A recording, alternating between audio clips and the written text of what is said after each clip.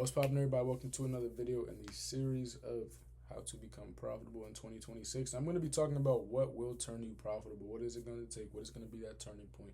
What is going to be that switch that's going to flip, that's going to turn you to a profitable trader? Now, I have right here pulled up my 5 winning days on Top Step. I am payout eligible. Now, am I going to take a payout? I need to think about that some more. But I want to talk to you guys about what it took me to get here, because judging by the statistics, I think it's like less than 7% of traders that ever attempt a prop firm challenge ever actually get to this page right here where they are eligible for a withdrawal. If you do not know, with Top Step, you need 5 days of $150 or more, I believe.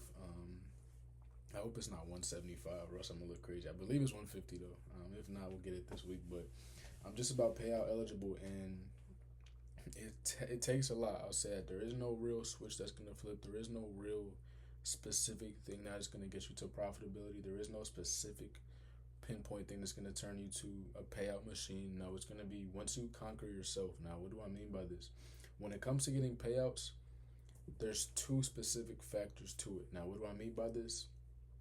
The two specific factors essentially are that, for one, you have to master your actual system, master your strategy, master the skill of trading. And then you get to the second part. Now, what it takes to master the skill of trading, you need to put in a lot of hours. You need a lot of screen time. You need a lot of time on the charts where you're actually studying and you're seeing candles print. You're seeing which setups work versus which setups don't work. And you master your model. Once you do that, then you apply that to the charts. Now, from there, it is a much tougher battle after that. And this is the battle of conquering yourself. When it comes to conquering yourself, you need to be able to be willing to learn, I'll say, because the market will always be the best teacher, but you need to be a student. You have to be a forever student to the market, because if not, you will be that kid in detention that doesn't want to learn, that just wastes his time in school all day. You don't want that. You don't want to waste your money because you're making the same mistake. You don't want to waste your time because you're not taking what the market is giving you. And that's lessons. That's jewels. That's game that the market gives you through losses, through really just that losses, wins, everything like that. You will see, even trades you don't take, you will learn from just seeing the market print, and then you will figure out where you need to improve at within yourself, within your system. When it comes to improving within your system, maybe you find out that you trade better after certain times. You find out that you trade worse on certain pairs. You know what I'm saying? And maybe you trade better shorts versus longs. Maybe you're a better trader when you're trading with lower size, when you're better trader with higher size. You need to learn all of these things. You need to ask yourself, you need to journal, you need to be a student to your own game. You need to really analyze yourself. Essentially, I put it like this, like anybody that played sports when we were younger, we used to watch basketball highlights, football highlights, whatever sports you like, anybody you idolize, you watch that person. And I would say you need to do the same for yourself. You need to watch your own trades. If you can screen record them, if you can just journal them and then look back at them, understand all of the film and data that goes into your trades, and try to figure out what your thought process was, figure out where you could have done better at, where you went right at. And you need to really be your biggest self-critic, because that is where you'll see the most exponential growth at.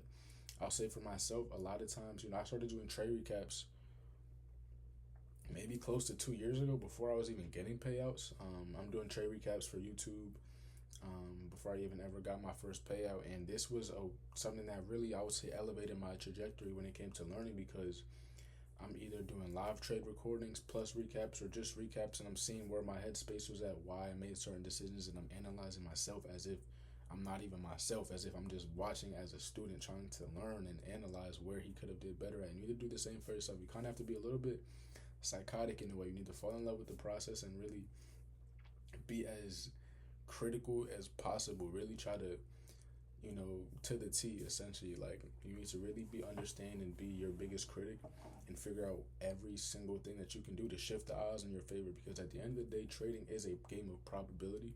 Trading is a game of statistics. There is nobody that is a perfect trader. There's nobody that has a 100% win rate. There's no such thing as a trader that has never lost a trade before. So when it comes to achieving profitability, it's just trying to shift the odds in your favor as much as possible. It's trying to shift the odds to give you the greatest chances of winning.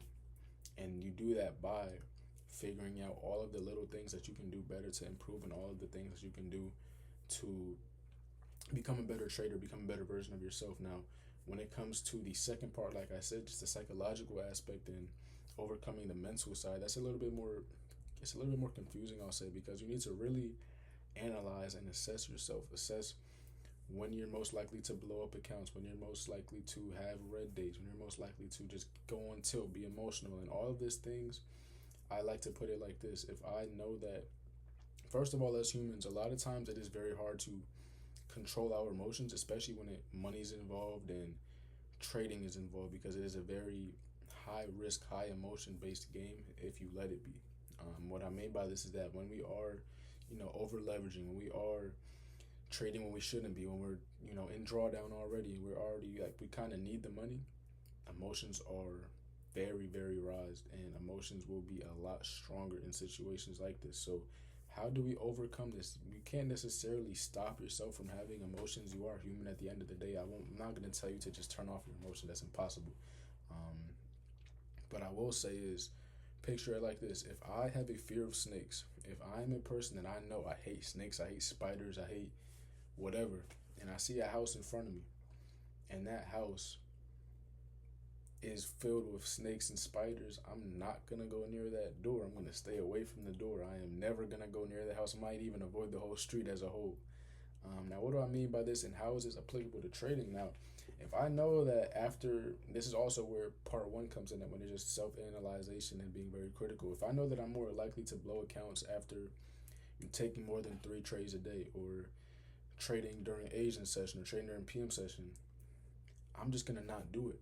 That is me staying disciplined and me avoiding the street. That's me avoiding the house, because once I enter that door, it is a much higher possibility, a much higher chance of me getting scared, me getting emotional, and me potentially blowing my account. So you need to apply the same thing to your trading as well.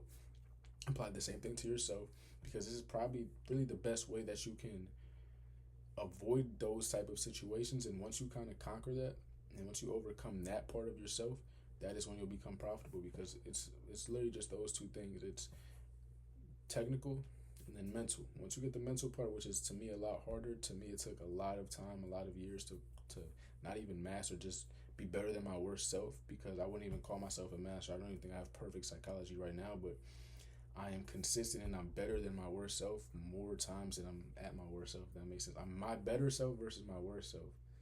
I'm more my better self than I am my worst self. That's what I mean.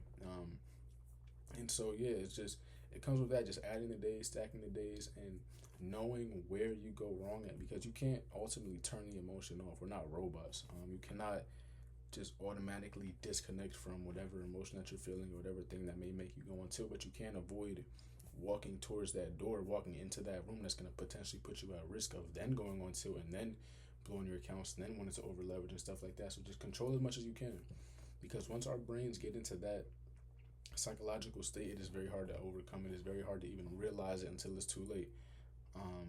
It is like it's very easy to get in that self-destruction mode, and then by the time you realize you are in self-destruction mode, because your brain is in a technical fight or flight type of situation where you're not really analyzing yourself, you're just in defense mode.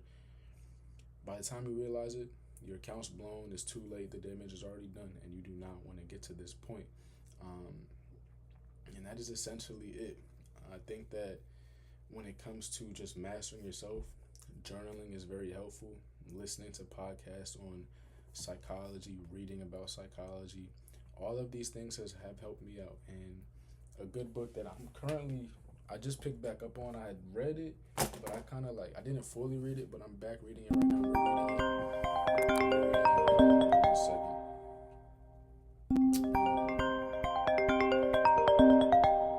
I'm rereading it right now. The Mental Game of Trading by Jared Tendler. This is a pretty good book, and it causes you. See, I'm about halfway done. The Mental Game of Trading by Jared Tendler, though, and it is very. It opens a lot of doors, because a lot of it talks about me, a lot of stuff that I've gone through, and it has exercises in the book that can help you identify certain things when you are possibly going on tilt and stuff like that, when your emotions are more arise, and it talks about a lot of stuff like that. Another good book that opens up your mind on psychology as well, The Laws of Human Nature. This book will also talk to you about it. I have not finished this book. I'm about halfway through this book as well, but I know I got to get to my reading. I got to be more consistent with that. But when I say though that it's just wanting to better yourself. You need to be intentional, and you need to be as critical over yourself as possible, and know when and where you're at your best and when and where you're at your worst. Once you do that, once you overcome that, once you conquer that, that is when you will become a profitable trader. That is when you will become within the 2, 3, 4%, whatever they say it is, and that is how you will reach consistency, because you have disattached and you've become the best version of yourself, and nobody will be able to take that from you. So I hope you guys enjoyed this video. I hope you guys did learn from this, and I will catch y'all in the next one. Appreciate y'all for watching. Peace out.